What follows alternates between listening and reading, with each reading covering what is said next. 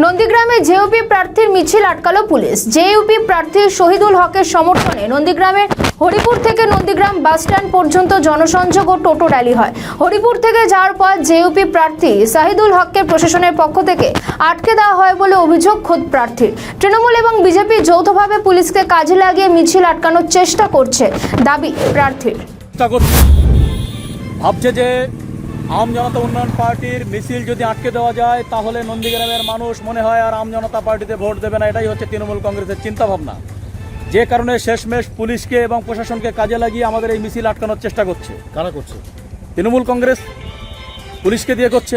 কিন্তু এই মিছিল আটকে মানুষের ভোট দেওয়া থেকে বিরত রাখতে পারবে না, কারণ নন্দীগ্রামের মানুষ পরিবর্তন চাইছে। নন্দীগ্রামের মানুষ বাঁশি চিহ্নে ভোট দিয়ে পরিবর্তন আনবে। মিছিল আটকে দিয়ে কোনো রকম লাভ তৃণমূল কংগ্রেসের এবং বিজেপির হবে না।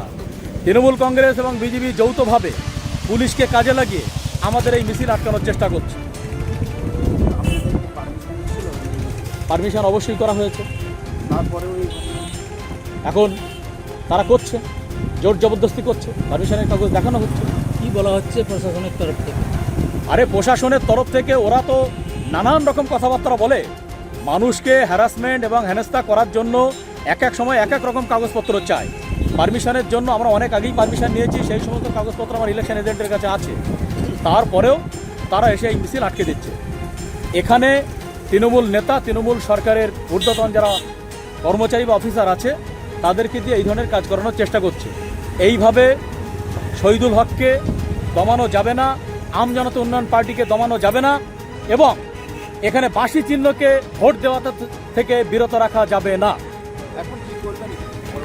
দেখুন, আমরা আইনকে সম্মান দেই, সবসময় আইনকে সম্মান দেই, কারণ নন্দীগ্রামের মাটি হচ্ছে ইতিহাসের মাটি, ইতিহাস তৈরি করে।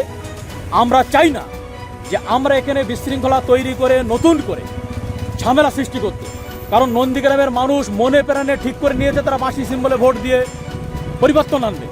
সুতরাং আমরা এখানে পুলিশের সঙ্গে ঝামেলা করে, ইলেকশন কমিশনের অফিসারদের সাথে ঝামেলা করে আমরা নতুন করে ক্যাচাল তৈরি করতে চাই না। আমরা তাদের সঙ্গে আলোচনা করছি। আলোচনা যদি সুষ্ঠু সমাধান হয় ভালো, যদি সুষ্ঠু সমাধান না হয় তাহলে আমি আমার যারা রাজনৈতিক নেতা এখানে আছে তাদের সঙ্গে আলোচনা করে সিদ্ধান্ত নিয়ে আপনাকে 5 মিনিটের মধ্যে জানাচ্ছি। আমাদের ভিডিও ভালো লাগলে লাইক ও শেয়ার করুন, কমেন্ট সেকশনে আপনাদের মতামত জানান।